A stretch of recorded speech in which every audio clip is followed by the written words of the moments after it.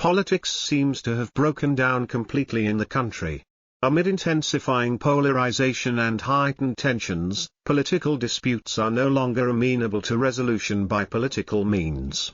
Political rivals either resort to the courts or appeal to the army to promote their objectives. It was telling that the then Chief Justice of the Islamabad High Court Attar Minhalla urged political leaders, during a full court reference last week, not to bring their conflicts to the courts and instead strengthen Parliament by resolving these issues in a democratic forum. Prudent advice.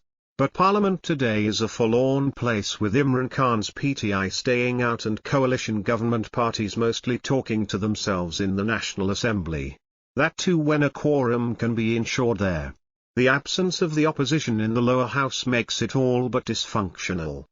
But it is the lack of communication between the coalition government and the opposition, except through bitter and inflammatory exchanges on television, that rules out political resolution of their differences. This gridlock is undermining the political system by marginalizing Parliament and of course driving politics onto the street. It also poses a threat to democracy. When politics fails and searing divides make it impossible for the political impasse to be overcome, democracy cannot function. The shell of democracy remains, but it is then shorn of substance.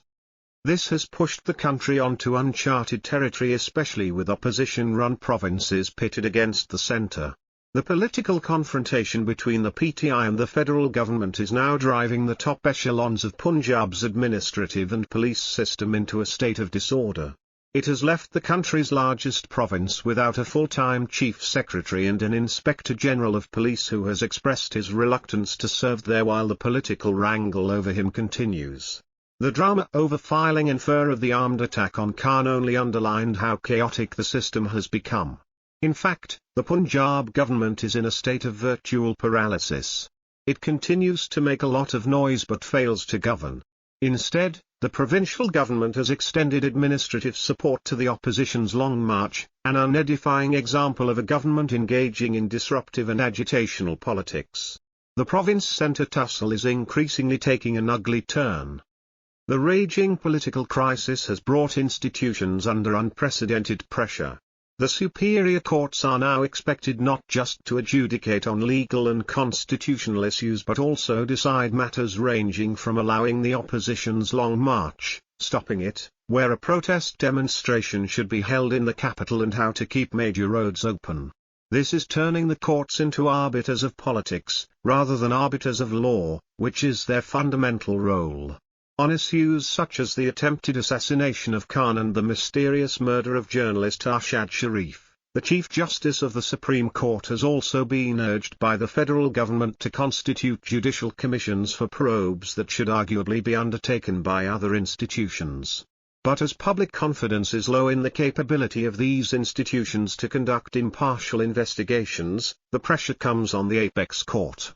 This places courts in the crosshairs of political storms. This of course is not new. The country has a long history of courts mediating in constitutional disputes, which is what they are supposed to do. They have also mediated political disputes in times of crisis, dealing with matters that ostensibly have constitutional implications. But the frequency with which warring political sides are now resorting to the higher judiciary is placing an unprecedented burden on them. It was therefore no surprise that Supreme Court Chief Justice Umar Atta Bandial recently reminded petitioners that the court cannot assume the role of the executive branch of government even if the SWO II jurisdiction empowered it to look into issues involving the breach of fundamental rights. The showdown may be nearing a climactic point, but its outcome is hard to predict. Meanwhile, Imran Khan's Azadi March has resumed, which has been preceded and accompanied by PTI protests and road blockades that have disrupted life in several cities. His provocative statements about the establishment have served to up the ante on the military leadership to force their hand. While hurling allegations against the army, even accusing a senior army officer of complicity in a plot to assassinate him, he is, at the same time, seeking the army's support to help meet his demand for immediate elections and remove the coalition government.